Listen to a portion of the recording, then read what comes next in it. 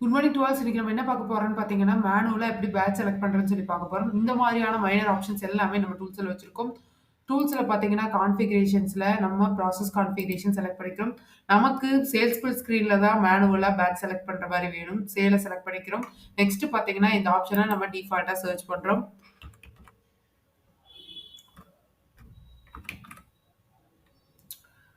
நமக்கு எடுத்துட்டு வந்துருச்சு. ஜஸ்ட் நான் இப்போ எஸ் குடுத்து சேவ் சேஞ்சஸ் பண்ணிக்கிறேன்.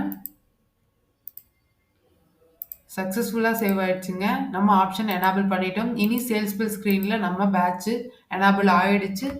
இனி நம்ம பேட்ச் வைஸா பில் போட்டுக்கலாம்.